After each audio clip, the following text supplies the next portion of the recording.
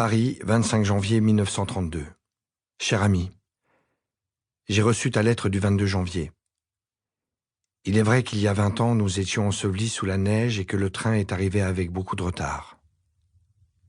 À Sokolniki, l'église de la Résurrection était bondée. Les gens tous curieux de te découvrir, toi, ma princesse, pourtant si simple, malgré ton élégance lointaine.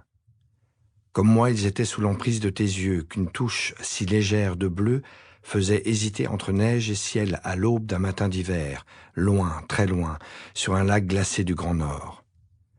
Du moins était-ce comme cela que j'imaginais les terres du cercle polaire, sans les avoir encore jamais connues, et sans me douter que j'y vivrais un jour plongé dans la guerre et la haine. Ce jour-là, j'étais immensément heureux. Tout me souriait en cette aube de 1912. J'aurais voulu croquer dans tes joues, goûter cette bouche si fine, ponctuée d'un très léger sourire, juste là, au bord droit. Toucher, caresser tes petites mèches bouclées qui s'échappaient du voile, libres, naturelles, voulant courir vers la lumière comme toi, chaque fois que nous avions pu nous promener ensemble dans la forêt, marchant, courant, à perdre haleine, ivres de ce ciel ouvert devant nous, à l'orée du bois, de cette vie qui galopait et nous projetait l'un vers l'autre sans équivoque. Mourant d'impatience et contre la tradition qui veut que le futur époux attende sagement dans l'église, j'avais décidé de venir te chercher. J'aurais voulu te porter dans mes bras, t'enlever. Nous étions donc tous les deux dans le train, et ce train avait la délicieuse idée de ralentir, de s'arrêter, de repartir comme un hoquet incrédule devant notre bonheur. Et je savourais ces moments à moi seul. Ta mère était à côté de toi, bien entendu, mais je ne la voyais pas.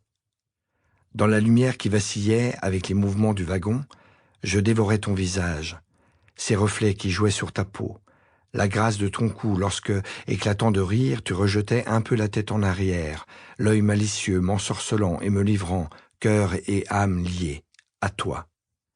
La neige tombait de plus en plus, et te souviens-tu, nous rions, ne sachant pas si un jour nous arriverions finalement à ce mariage qui était le nôtre. Je t'ai tendu la main, et là, soudain, toute ma passion s'est étrangement muée en une douce paix, que je n'avais jamais connue jusqu'alors. Quoi ? Cette douce jeune fille pouvait, à elle seule, apaiser ma fureur de vivre et mes blessures. Ce regard, ta longue silhouette et ta chevelure immense et blonde, qui courait comme un ruisseau, c'était un peu la sage Vassilissa qui m'invitait, moi, le Français adulé, l'homme de la ville, dans son conte de fées.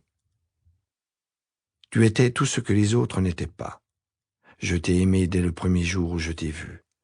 Comme un cygne, tu glissais sur la patinoire. Revenu de mon ravissement, j'ai volé vers toi pour tourner doucement autour de toi, tandis que tu évoluais, à peine sensible à ma présence. Mais au fil des pas, sans un regard, sans se toucher, nous nous sommes accordés et nous avons vogué, dansé en un accord presque parfait. Les gens autour de nous s'étaient arrêtés. Et nous étions emportés, avec mesure, avec justesse, dans une partition que nous seuls connaissions. Je t'ai raccompagné et me suis incliné, un peu raide. Puis, je ne sais pourquoi, j'ai commencé à chanter et tu m'as répondu de ta voix si légère, en une ondée fragile. Ce duo, La ci darem la mano, tu le connaissais comme moi.